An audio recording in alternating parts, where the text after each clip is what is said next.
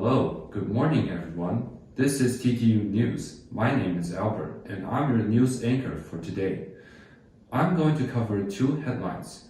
The first news is announcing residential students can apply for home-based online learning for 2 weeks.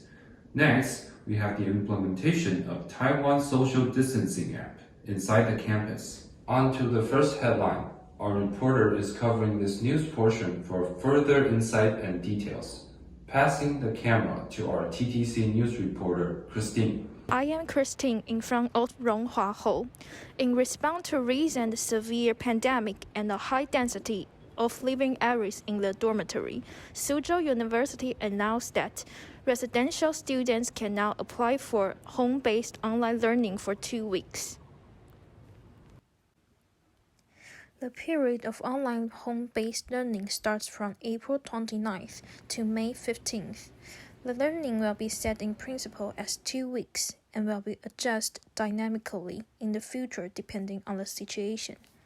The process of applying home-based online learning starts by filling out the Google Sheet online. After completing the sheet, residential students should contact or email the teachers by their own. If the students do not have the contact information of their teachers, they can ask their department for help. In fact, our cadres are not very sure about the number of people applying for distant learning because only the accommodation center may know.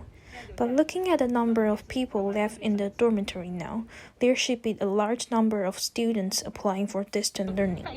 It will definitely be beneficial. We residential students can go home for classes. Of course, it is safer because the density in the dormitory is too high. But I think this policy can be more complete. Maybe the school should let accommodation managers receive the information first and then publish it to the residential students later. During the period of online learning, the residential students cannot return to the dormitory, and their access card will be demagnetized. And the residential students should keep their personal belongings in the dormitory properly before returning home. I won't apply for home-based distant learning.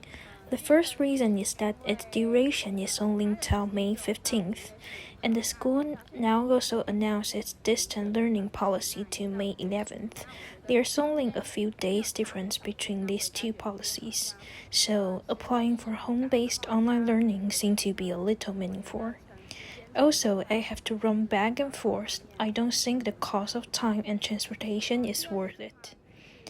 The school's pandemic prevention team also called on the dormitory students to reduce movement after returning home, wear masks, wash their hands frequently, pay attention to their physical conditions, and protect themselves and their families. Thank you, Christine. Recently, the pandemic has caused severe impact to our school. We hope online learning can ensure the safety of our fellow students. Next, we'll be covering the second headline after a short break. We'll be right back.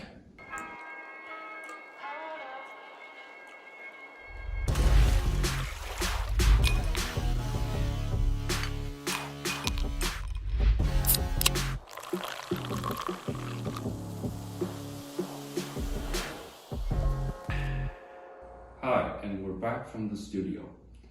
Next up, we'll be taking a peek at the new policy, which is enforcing the Taiwan social distancing app inside campus.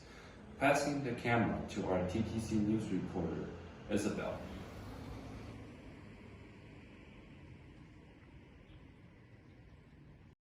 I'm Isabel and I'm in Suzhou University. Starting from April 27, people don't need to scan name registration system when they go out. After the policy change, CDC began to promote the Taiwan social distancing app, and Suzhou University followed the policy. From April 29th, temperature will be continuously checked when entering the school, while SCU's name registration system and the Taiwan social distancing app are implemented in parallel.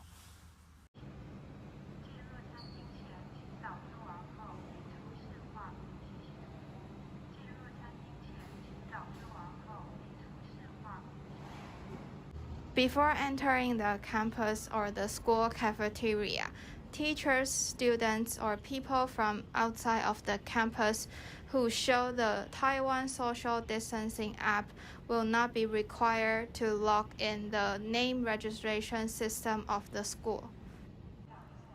CDC stated previously that there have been more than 8 million downloads and at least 80% of the confirmed patients have uploaded random IDs. I usually use the school one, but after the government announced that there's no need to scan name registration system, I don't use it anymore. Because I haven't used it before and now the pandemic is getting worse and worse, I feel that using it doesn't make any difference.